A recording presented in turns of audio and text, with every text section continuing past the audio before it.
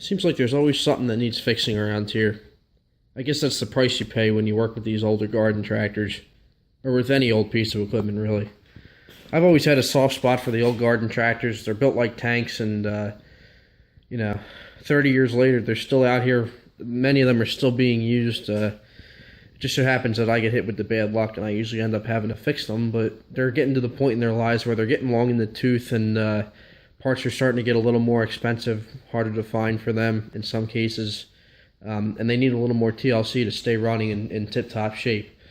So, as expected, you're going to have to spend a little bit of money and put a little effort into them to keep them going, and unfortunately, it seems like that's the case with every machine I buy, but you know what?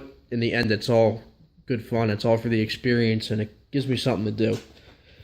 So, here's the 316. Lo and behold, a couple days after I make that video cold starting it, I have it all torn apart.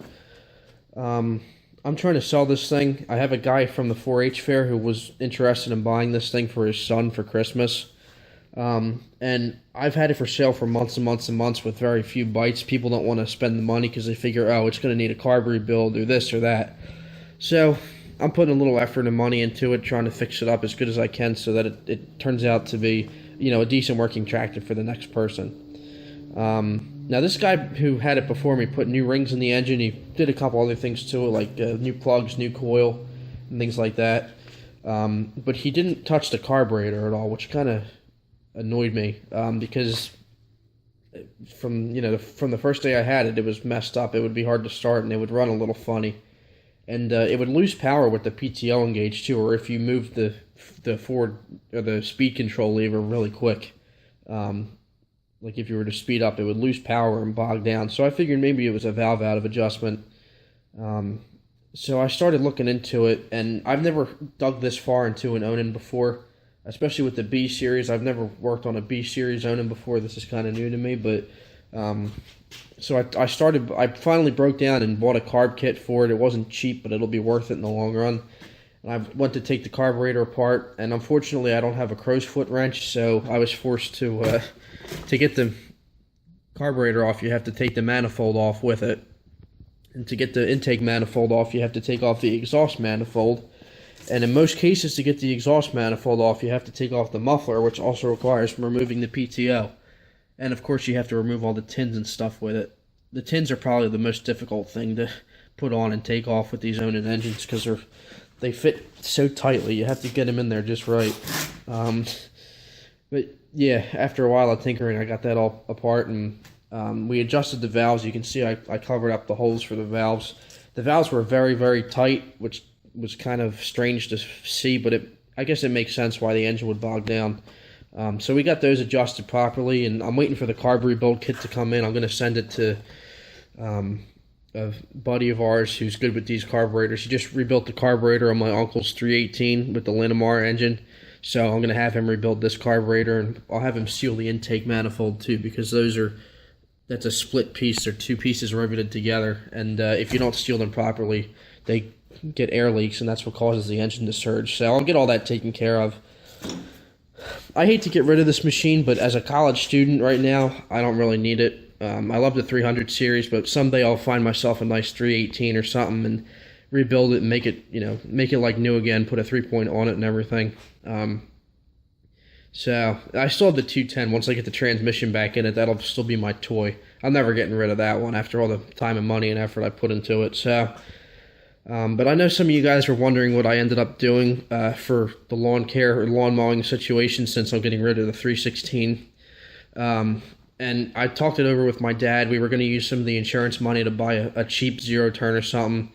And my dad thought about buying a cheap lawn tractor, but I actually swayed him away from it. I didn't want him to end up with another D100 series or something like that, because we've been down that road before, and I need something heavier duty. I'm still going to mow my neighbor's lawns, do all my lawns in the summertime. I've got like 10 or so acres to mow, maybe a little more. So my dad doesn't need a hefty machine just to mow our own lawn, our 1 acre lawn every couple weeks, but I need something that'll handle all of those lawns. So we compromised and talked it over a little bit. I gave him some ideas for models and stuff. We were looking at used machines. A lot of you guys know I'm kind of against buying brand new machines. I just have a soft spot for the older machines. If the decision was up to me, I wouldn't buy a brand new machine. But I figure, you know what? With a brand new machine, you get a machine that's not going to break down, and if something happens to it, it's under warranty. And my dad's not very mechanically inclined, so if anything needs to be done to it, if it needs to be tuned up or maintenance while I'm not home, he can just have the dealer do it for free, basically. And the warranty will last till I'm out of college. So we decided on getting a new machine, and we talked it over. One day he texted me, he said, all right, I'm at the dealer, I'm looking at this model, and I told him the specs and everything, what I'm going to need for mowing lawns, because we're basically sharing the machine. And then a few days later, it showed up at our house, and here it is. So yeah, this is our new machine. It's a 2016 John Deere X570. Multi-terrain tractor, garden tractor, whatever you want to call it. For some reason, they don't advertise the X570 as a multi-terrain tractor, I guess because it's like the bare bones model of the X500 series. But I'll get to that in a minute.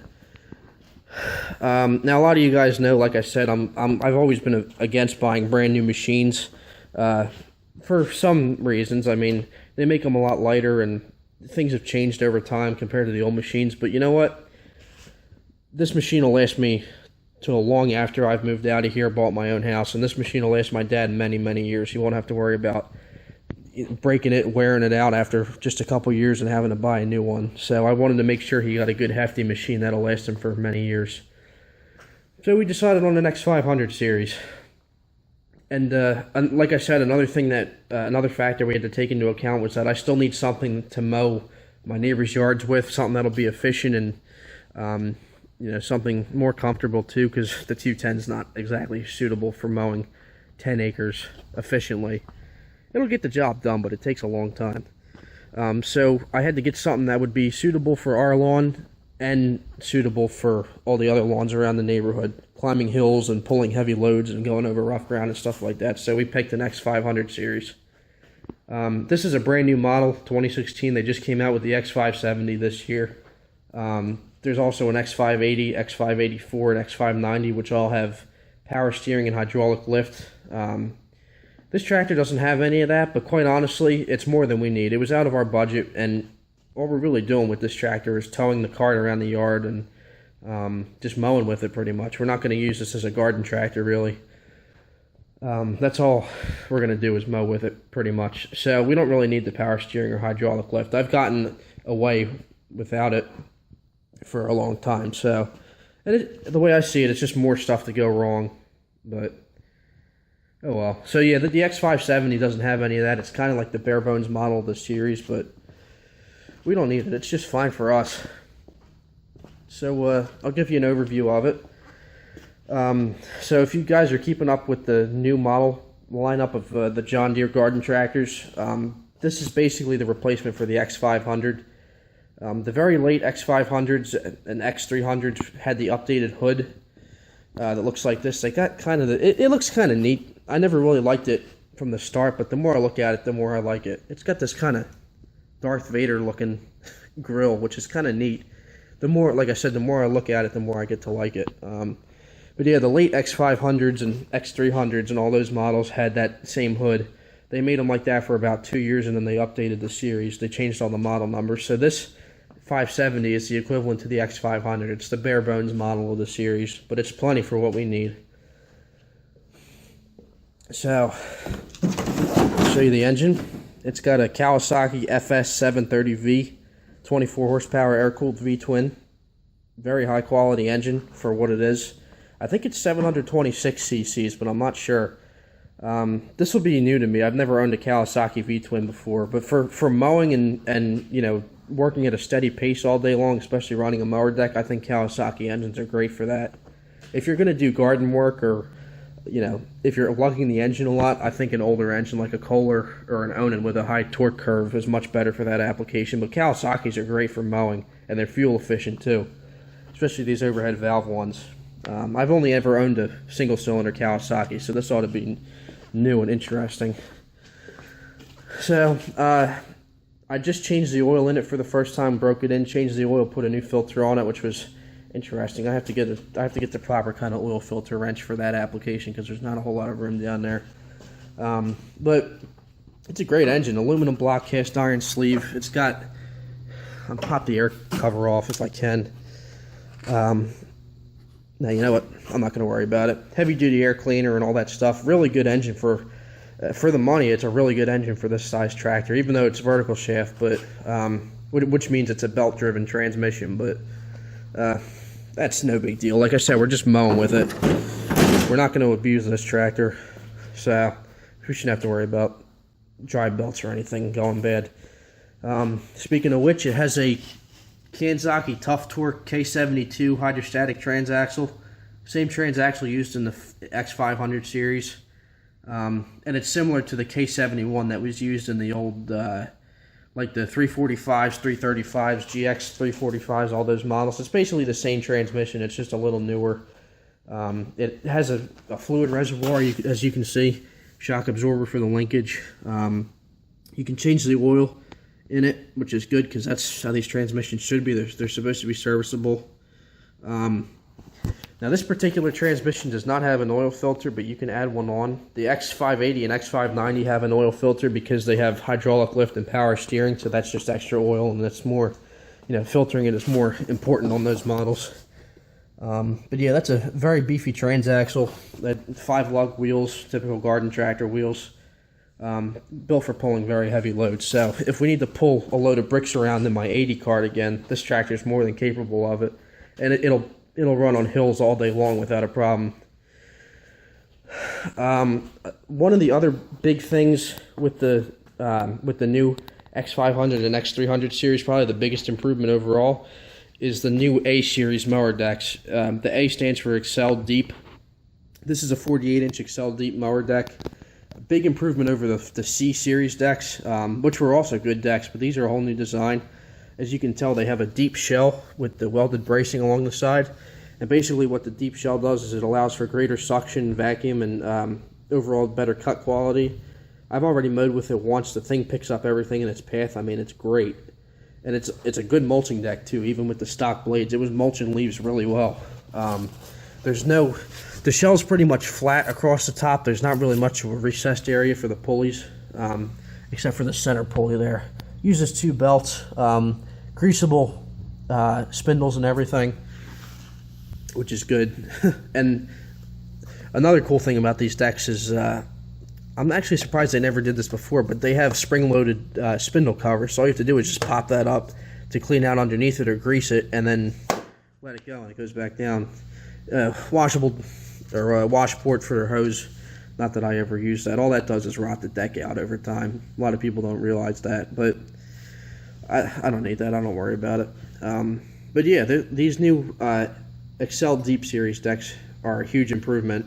They cut better, and they're I believe they're 10 gauge steel as opposed to 11 gauge on the last series decks. So they're a little bit heavier and much more durable. Of course, the typical X series have the turnable gauge wheels on the mower deck. All you have to do is pull the pin, rotate the wheel, and then you can easily roll the deck in or out. Makes adding or installing and removing the mower deck super easy.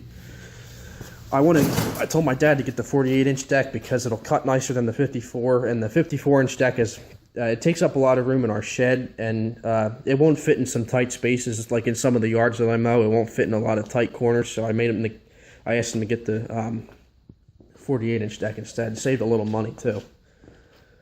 The next big improvement on the X500 series, I'll show you the operator station. Probably the biggest thing that everyone knows about at this point is the updated control panel, and the biggest thing is the new LED or LCD gauge display, which is kind of a first. As far as I know, it's kind of a first on a garden tractor this size. Honestly, I don't really know who needs that kind of display to mow the grass or do something like that, but it's really neat. I mean, it has a time delay module in it, so there's a bit of a delay when you pull a switch or turn the key on or off. I'll turn the key on for you here. You can see you got your warning lights, fuel gauge, throttle level, hours. It's got 11.6 hours on it. It had about 8 hours on it when I got home a few weeks or earlier this week and got to try it out for the first time.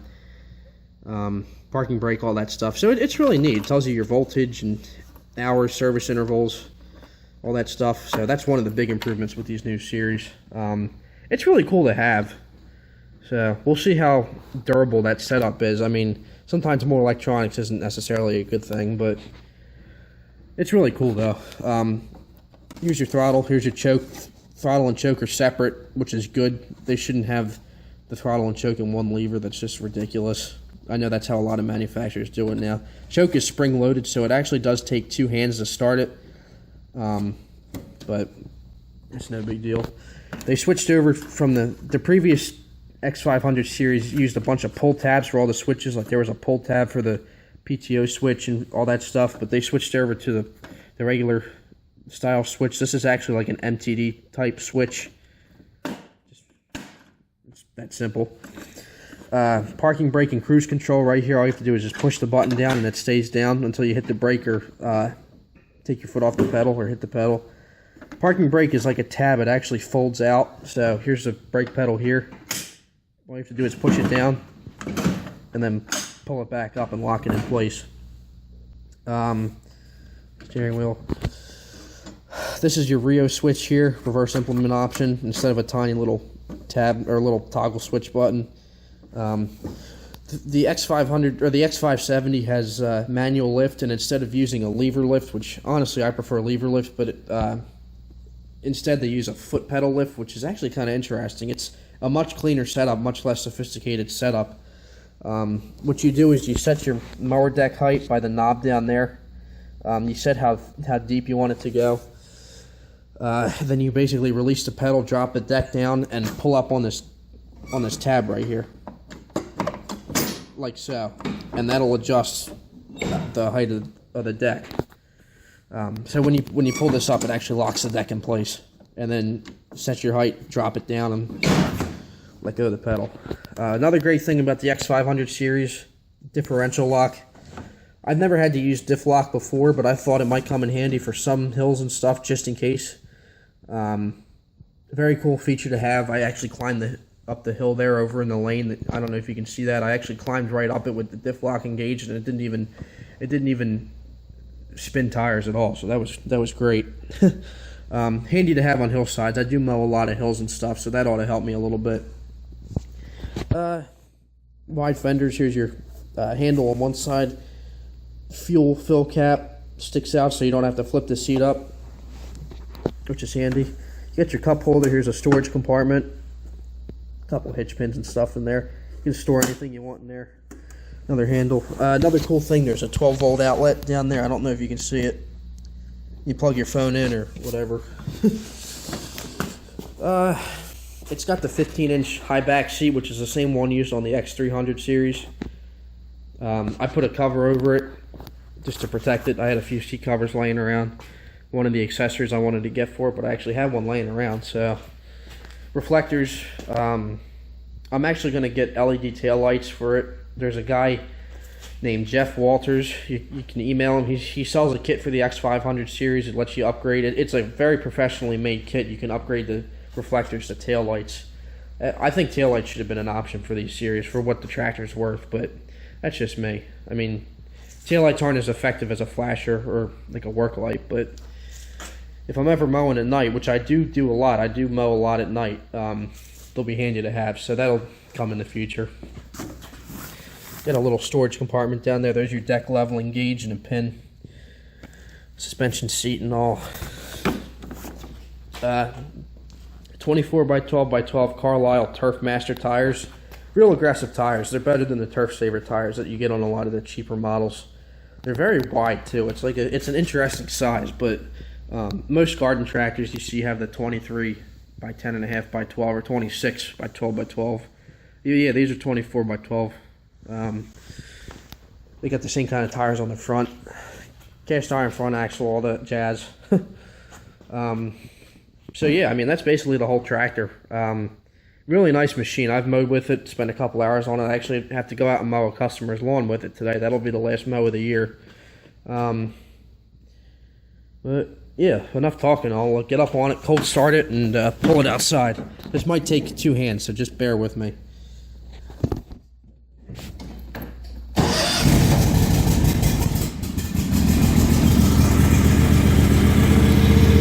easy starter.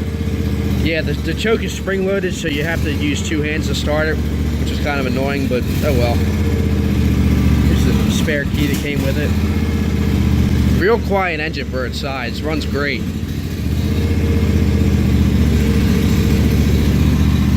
Turn the parking brake off. Twin touch hydrostatic forward and reverse. Real nice setup compared to some of the cheaper models. You just have like 2 pedals, one for forward and one for reverse. The cheaper ones have like a little tab that you have to really press down on to get it to go in reverse, which is kind of dumb if you ask me.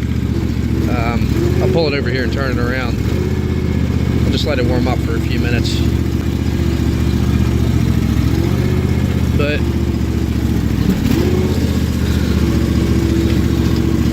really, really sharp tractor. This will last us for many, many years. And it'll have a warranty until long after I'm out of school, so if anything happens to it, my dad can, take it to the dealer, have them work on it.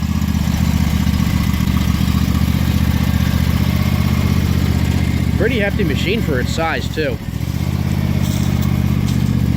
One of the cool things about these models is the rear bumper is, or the rear hitch plate is actually a weight bracket. You can hang your suitcase weights on it, so you don't have to get a separate bracket. I got a couple accessories I want to buy for this machine. You can get like a front bumper for it, which also serves as a weight bracket. It bolts onto this here. This is like the actual bumper plate. Then there's a weight bracket that goes on the front of this. And then you can get a brush guard for it too, which I think would be cool just to have because it looks good. And God forbid my brother ever takes over lawn mowing responsibilities around here. Hope he's probably running into a tree or something. That's the last thing we need is a broken hood. So I'm gonna get a weight bracket for it too. Weight bracket and brush guard, I mean. Nothing crazy. I had a couple people ask me if I'm going to get a sleeve hitch and bar tires or H-DAP tires for it, but it's just a mowing tractor. We're not using it for garden work, so we don't need it. I have a sleeve hitch for my 210, and actually, I'll show you something else here. I have a sleeve hitch for my 210, and I also just bought this. It's a sleeve hitch, but it's not for a John Deere. It's actually for a Cub Cadet. Got it on eBay, brand new, paid 75 bucks for it. I also got a spinner knob, a vintage Cub Cadet spinner knob, International Cub Cadet. Some of you guys are probably wondering, I think a few of you guys know by now, but there's a long story behind this, but as you guys know, I'm friends with Cody Johnstonbaugh. He lives right up the street from my school. He's like 15 minutes away.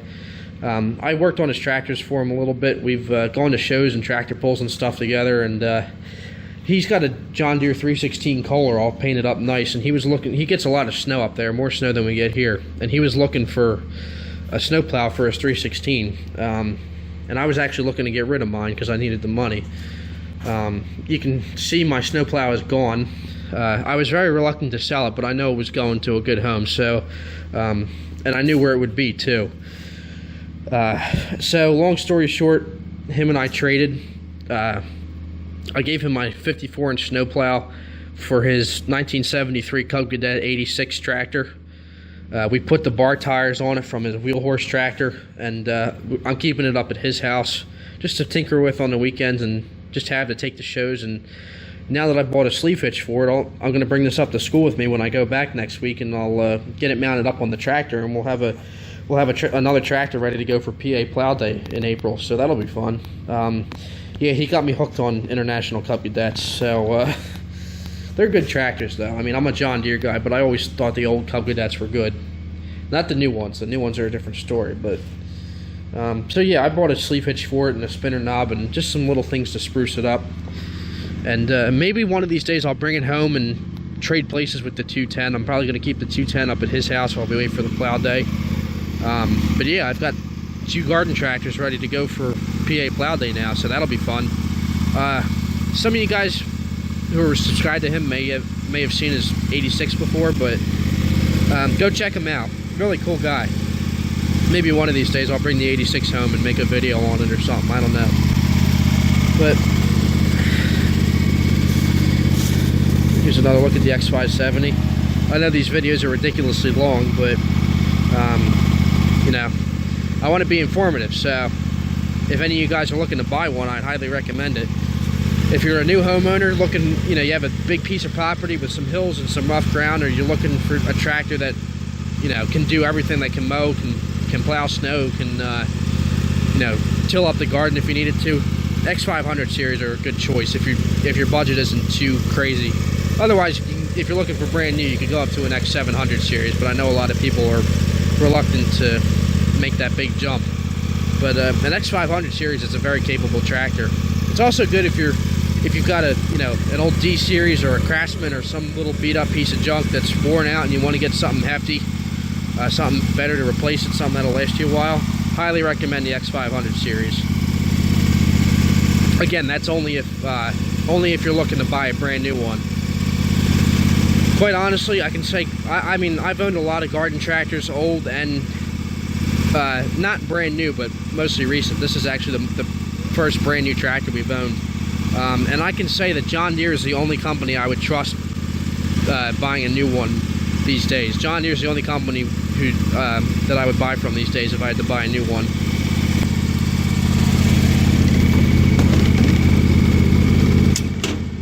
Take it out for a quick drive.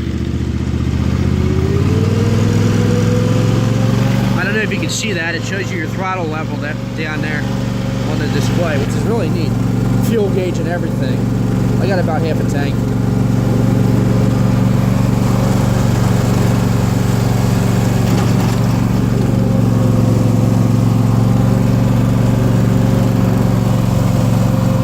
Really sharp turning radius too. I think it's a 16-inch turning radius if I remember correctly, which for manual steering is great, especially for a tractor this size.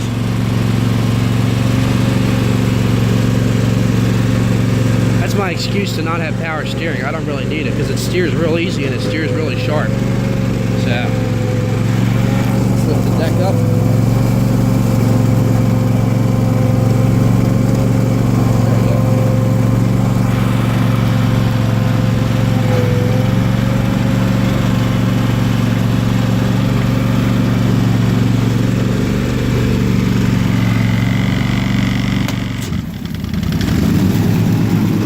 Engine's still a little cold, but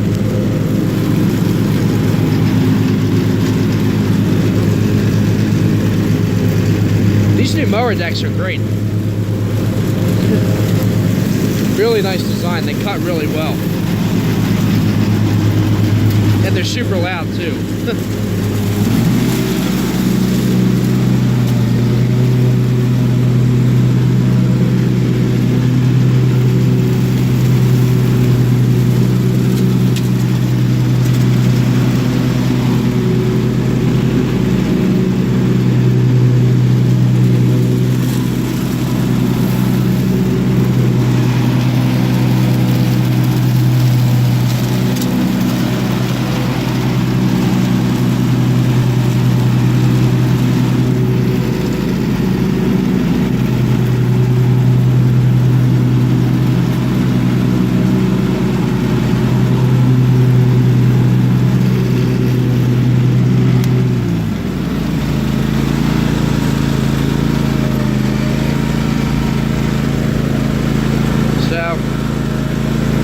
Yeah, so this is our new toy. This one's definitely here to stay.